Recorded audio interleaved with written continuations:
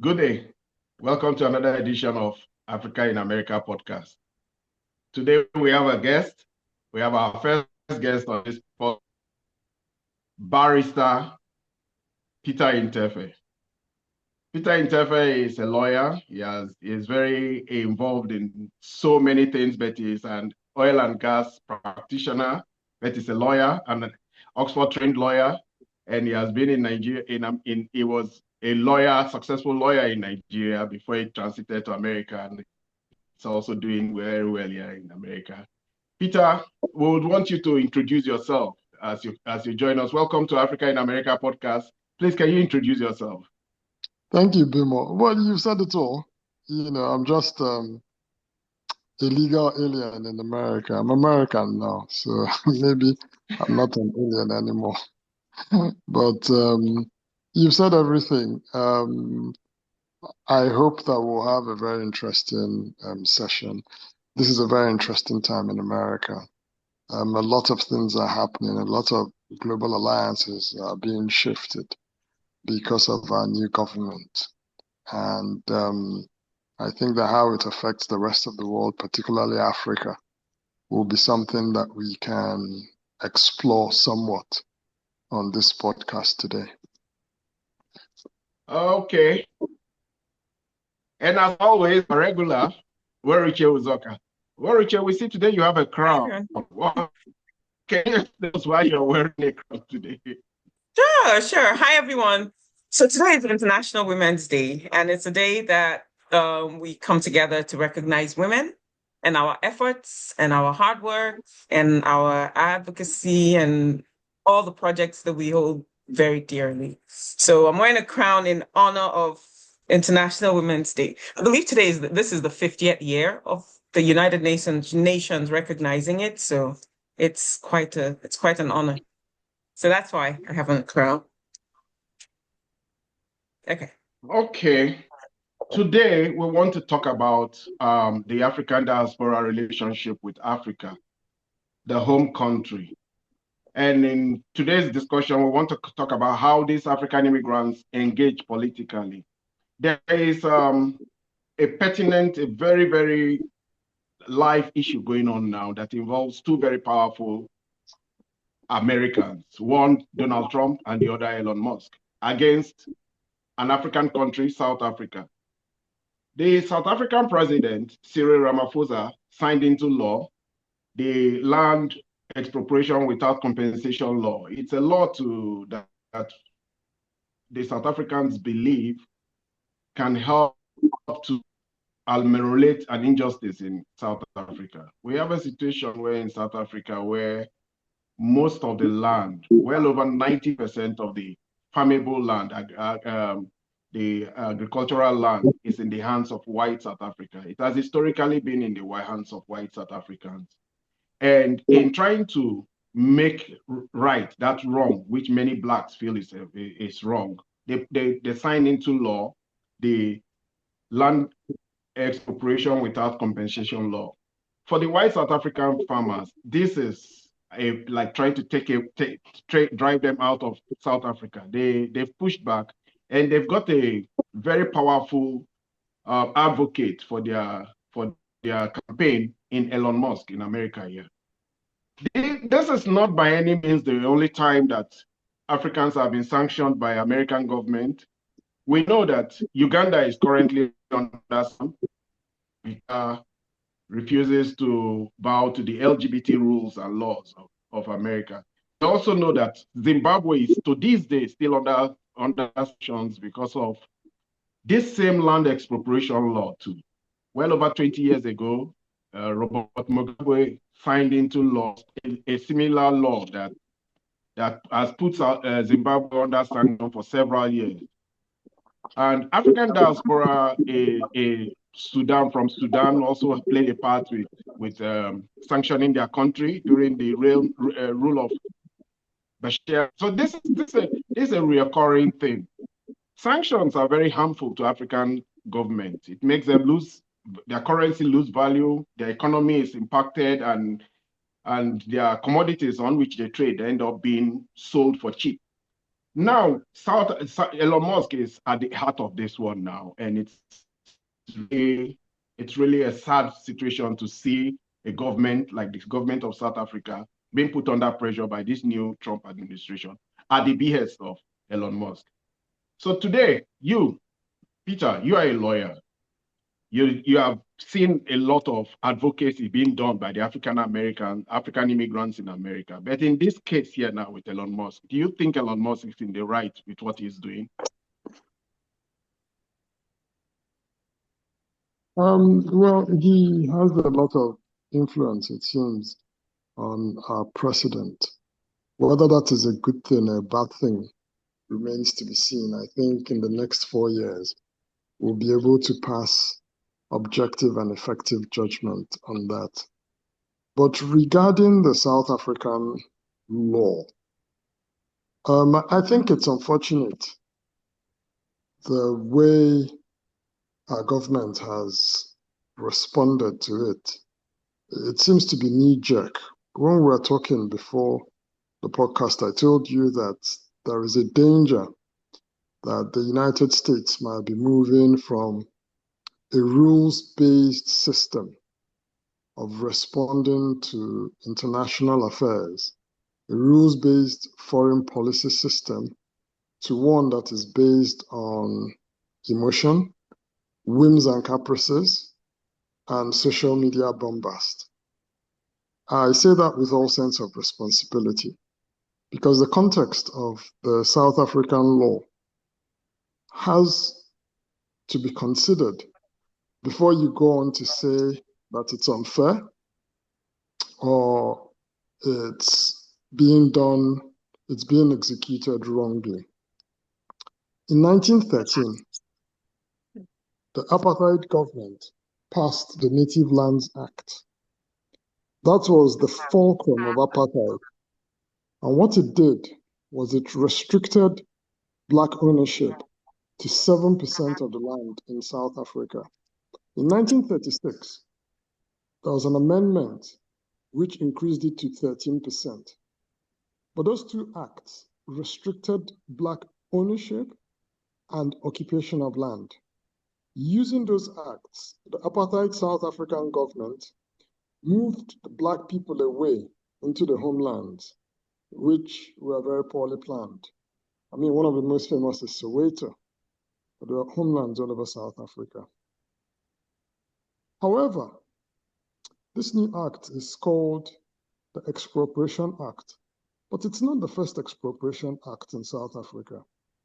The first act, termed an Expropriation Act, was passed in 1975 under the apartheid government, under which property, including land, could be expropriated for the public purpose or in the public interest. And therefore, this new Expropriation Act, which was passed in 2024, is a remake of the one that was passed in apartheid. It's like modernizing it, modernizing that law. It's not new, it's not novel. And it went through Parliament for 4 years. They didn't just wake up overnight. The largest party in South Africa, the second largest party after the ANC, is the Democratic Alliance. And Democratic Alliance is challenging it in court. But the Democratic Alliance confirms that not one piece of land has been expropriated under that law. And again, I say these things about context. The law is there so that it can be used. It doesn't mean that they've started expropriating land all over the place. So you have people spreading rumors. And again, I don't know. We can only speculate that it might be Musk or his supporters. But you have people spreading rumors that, oh, they're expropriating land in South Africa. They haven't, at least not so far. But our government seems to have acted on that belief. Where does that belief come from? We're supposed to have the strongest intelligence in the world. So where does it come from? Where have we formed the belief that South Africa is seizing land from people? Where? I don't know. You know, and those things worry me. Now, if we take Africa as a whole, you mentioned Ebimo. Even Nigeria has a Land Use Act, and that Land Use Act allows the government to expropriate land. That's what it does. Many African countries have it, but it doesn't mean that government is going about expropriating land left, right, and center. It's there only for when they want to use it, when it's absolutely necessary. And let's come to that law. The impression given has been that they can expropriate land without compensation. Yes, there's a provision there that allows them to do it, right? But it is not a provision that is absolute. There are certain circumstances in which you can do it. So again, given this hue and cry over, oh, they can seize land and they can't compensate and all that, it's not absolute and it's up for challenge. South African jurists have been debating it. Is it constitutional? Is it consistent with the South African Constitution? They cite Section 25 of their Constitution, which provides for expropriation, and they're saying, is it constitutional? Can it stand up against that section? So these are things that will play out. And they're subjecting it to judicial process in South Africa. What else do you want the South Africans to do? You know, they're subjecting it to the rule of law. Okay. And so at this point, I want to ask Weruche. How do you see the role Elon Musk is playing in pushing this heavy hammer of Donald Trump's on top of his own country he came from? So I feel like there's there's been wahala since with him and that president. So this one is just like, it's just one of the many issues. I don't see it as being right. I see it as being very, whatever he's doing, however he's trying to influence politics from here is not right. I don't think. And then I also let's be balanced and fair. I also think that the South African president's responses have also been a bit immature and over the top. He's not handling it in a presidential manner. I don't know if Peter mentioned it, but it seems like there's like past aggression or past anger. And so his responses that I have seen, that I have watched, are not professional enough. We should stick to what's going on. Elon Musk, like I said in many other videos, is going through something right now with his whether his intention is based on his businesses and expanding his reach, but something is going on where he's influencing things from Twitter. And you know what that means? That means recklessly. I don't think he has a right to try to impose on the government. And this ties into my understanding that even though we're here in diaspora and we want to influence politics in some way, shape, or form back home, I think we overstep sometimes when we involve ourselves too much. Does that make sense? We're already in one system. I think we should respect and abide by that system. And yes, maybe chip in our own little ideas here and there, when it comes to our government, but it doesn't mean we impose. And I think that's the role Elon is playing. Again, I don't want to be critical. I have to be smart not to be critical because, it could be dangerous even if we want to play that way. But, Peter, yeah. Going back to Nigeria, let's go to a place where you came before you came. I don't know your role during the era of Nadeko. I don't know what side of the divide you stood on. But you remember that during Nadeko, during that time when they were fighting for democracy in Nigeria under the military, the American seems to have a pattern. They find the local African diaspora here, they bring them to Congress, and most times we don't really know what agenda the American policymakers are pursuing because they are selective in the sampling of who they want to bring to Congress. And then they make a case against the country they want to fight. And they always find local immigrants here to come to Congress and push that case, and then they sanction. A case in point is, how Nigeria was under sanctions under Nadeko during Abacha's time. And even recently, we found a situation where even the Kenyans found themselves in trouble we've had a situation, this, like I said, the Sudanese found themselves in trouble, the Ugandans find themselves in trouble. Peter, do you think it's from your standpoint as a lawyer now, and you know Africa very well, you do business in so many jurisdictions in Africa. I know that for a fact because I know you personally. Mm-hmm. Do you think it's a good thing that Africans are part of a process whereby they undermine the polity of their continent? My simple answer is no, and I'll tell you why. We're in America now. Do you honestly think that a new country knows everything? Do you think that the people who live here know everything about other countries? You know, honestly, do you think that our new countrymen and women actually have the And moral understanding. authority? Yes, Mm-hmm. the moral authority and understanding of global affairs to pass judgment on what is happening elsewhere. We might have disagreed with Abacha, but even then, back in Nigeria, I was saying to myself, why are you running to the UK and the US to sanction Nigeria? Chatham House. Chatham Right? House. They call you to Chatham House. Yes. Why are you doing that? Now, when they tell you things that you don't like, when they want to impose things that you don't like, what do? You know, without stating my stance on LGBTQ, that position was very unpopular in Nigeria, as we know. You know, so when you go and say sanction Abacha because he's not doing this, and then they tell you, okay, do this as well, and then you say no, you know, there's a contradiction in terms there. You have to be consistent. And sovereignty and independence are very important things. We will complain Yes. neo-colonialism, neo-imperialism, and then at the drop of a coin, you run to the UK, oh, sanction my country. They're not doing this. Sanction my country. They're not doing that. They It's have mad. one place they always stop. Chatham House. You remember Chatham House Yes. is one place you schooled in Oxford, so you know Chatham House very well. For me, it's mad. Honestly, it's mad. Let us solve our problems ourselves, however they are. Indeed. You know, and which is why, you know, jumping the gun in many ways. You know, I like the fact that aid is being withdrawn left, right, and center. Okay, so that people have to solve their problems by themselves because there's an aid entitlement. There's going to be an aid entitlement in Africa. Oh, we're entitled to aid. What is America doing? Why are they not assisting us?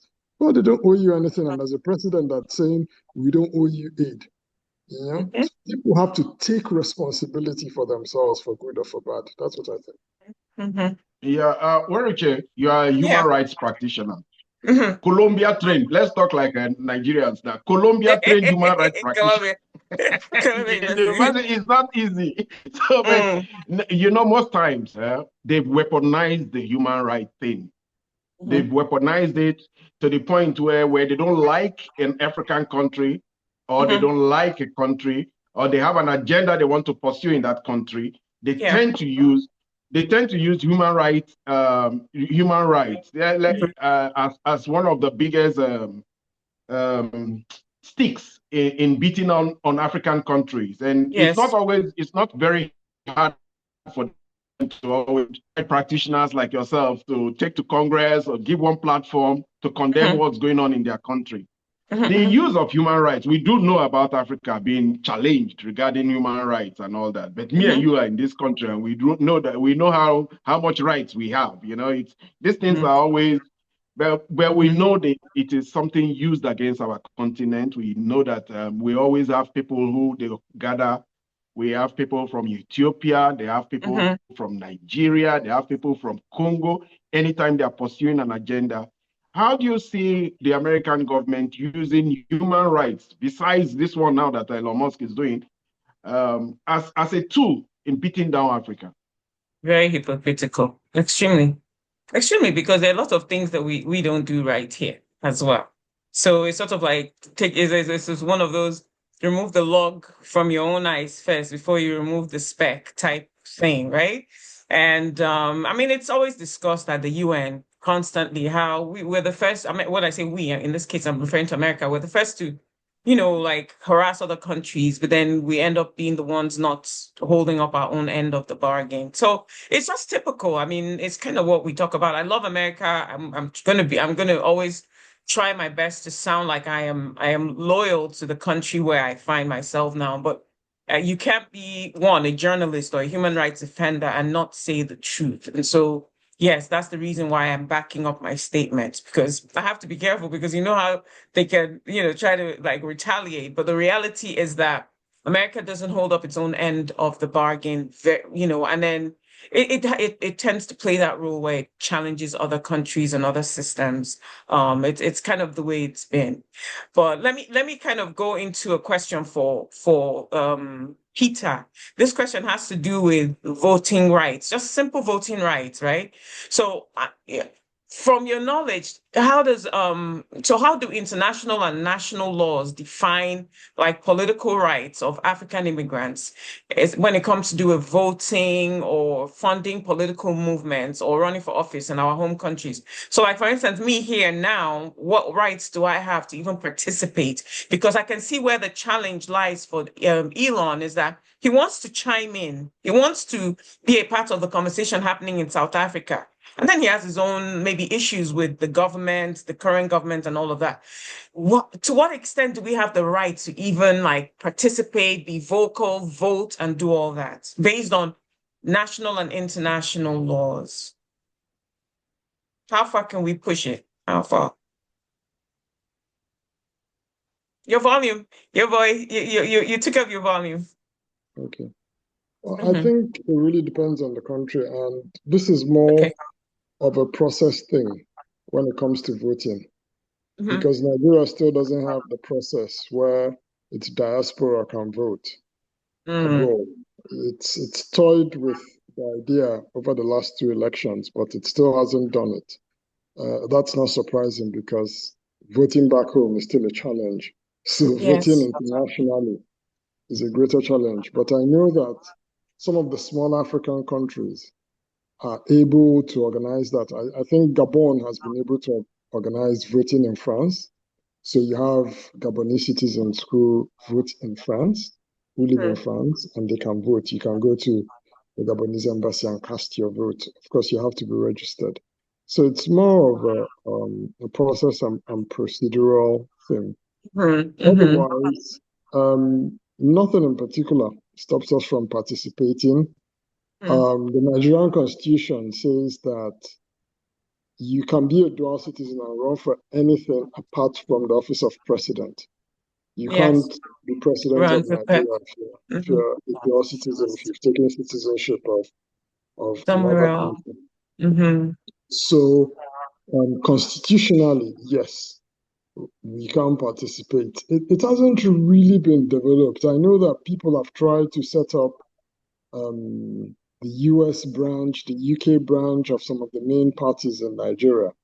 I don't know how serious that has been, but coming to Elon Musk, like I said, there is no evidence yet. I mean, credible evidence. Everything is conjecture that it's him pushing the president, pushing the Yes. president of America on these things. But if that were true, I think it's more to do with, I'm sorry to say, a race thing than an Yes. actual wanting to participate in Yes. the national interest of South Africa. So there's this narrowing in on the law. Otherwise, there's so many other things and so many other ways to engage with South Africa, which by some measures is Africa's largest economy, rather than now zeroing in on this expropriation law, which hasn't been implemented in any way negatively for anybody, which is still in court. So for me, there's so many ifs. If he is the one pushing it, then I'm sorry, from my perspective, it's a race thing. It's not an objective political engagement.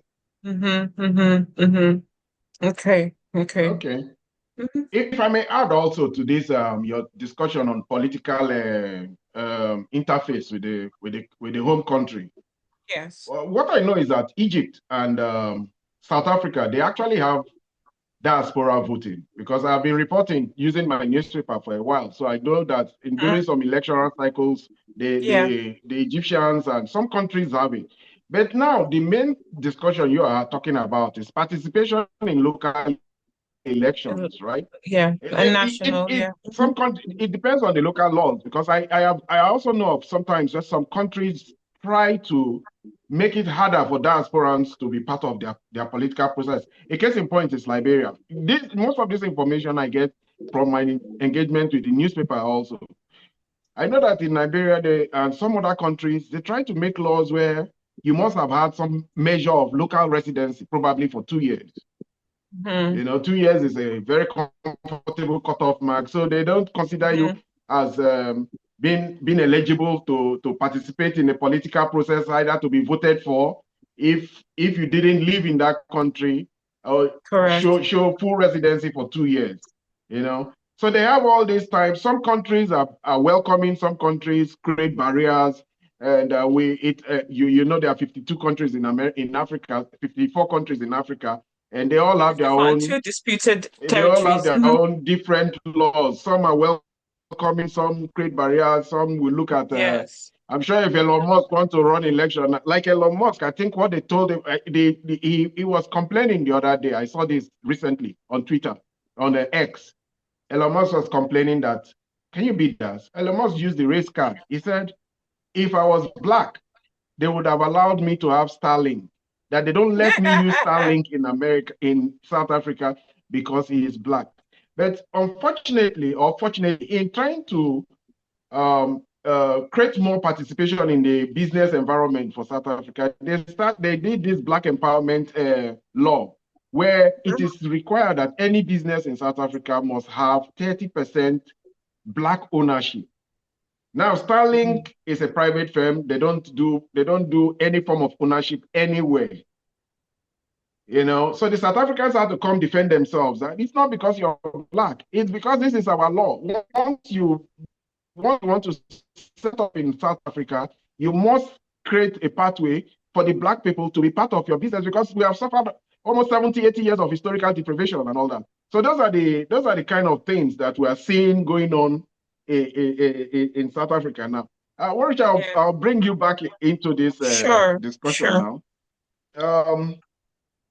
What have you got your own any particular experience from any diaspora group, somebody probably an Ethiopian, a Somalian, who has an interest in participating in and above normal interest in participating in the politics back home? Because many of us are here, but our body we are here by body, but our soul is back. Is that question for me or for Peter? It's for you. It's for you. For me. Oh yeah, of course. I have friends. So I have a few people who are even actively participating in politics. Like I know a particular guy, if he's watching this, who's a state rep in Kansas, in Wichita, Kansas. And he has interest in also participating back home as well. So he's actively involved based on the fact that he grew up in Nigeria. So a lot of a great number of his his friends or friendships are back home, and so he participates, so he does have interest, but he's actively working. He has been for the past decade as a rep in Wichita, in Kansas, and so there are people that want to get involved, because I think it comes from the position of, for the most part, American politics is stable enough, in my opinion, that the way things operate here, I want to say are more transparent than back home. And so someone who's been in government here, someone who's participated and who actually does come from our homeland, would have this desire to want to go and effect change at some point.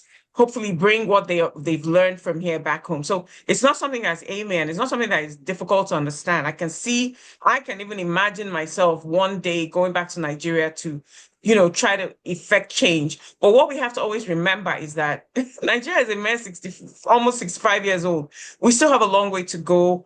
if you are not, so you have to be a certain level of tough to participate in Nigeria or politics back home. So you have to find yourself either saying or doing things that might not really align with you just because you have to go along with what's currently on ground. So that becomes the challenge. Are you willing to compromise how willing are you to compromise your integrity, right? For that change that you hope for that is still a very long way away. Does that make sense? That's Yeah. my take, is that it's going to be difficult. Yeah, Peter, coming back to you now. See, a lot of the times when people call for sanctions, let me go back to one of those themes I used in introducing this today's program. The effect of sanctions, the effect on home country currencies, the effect on the price of commodities, their ability to participate in international trade, and sometimes they're even kicked off some international bodies. So it usually is a detrimental effect to the extent where you will see that pain finally goes back, somehow percolates down to the common man or common man back home. So when you look at this agitation, this advocacy that ultimately brings the big hammer on their country, how do you weigh it? Is it a good thing or is it a bad thing, Peter? I always feel it's a bad thing. Having said that, of course, sanctions played a big role in dismantling apartheid. Yes, so it's not this sweeping answer I give, but I think that most times, for the indigents of a country, even if they're living in the diaspora, to call for sanctions on their country, simply because they fall on the wrong side of the political divide, I don't think it's the wisest way to go. There will be exceptions. I've talked about South Africa and apartheid, but I don't think it's always the wisest way to go. Particularly these days, when countries are democratic. And if we come back to this South African thing, that's maybe where I'll have the point of departure with our government in the United States. In sanctioning South Africa, I noted the political process. What has South Africa done wrong? It's democratically done. It's passed through 4 years of parliament. They followed the rule of law, they followed the democracy, and they arrived at a decision that they feel is in the best interests of their country. According to that democracy that we in the United States have said is a template of who we make friends with and who we don't make friends with. So if we're sanctioning a country because it's reached a democratic decision, what do we really want? You see the thing? So sanctions, particularly against a democratic country that has reached a decision democratically. Nobody has said that the decision, the law that the South Africans passed was manipulated. It wasn't passed through the right democratic process, not at all. Not even the opposition parties.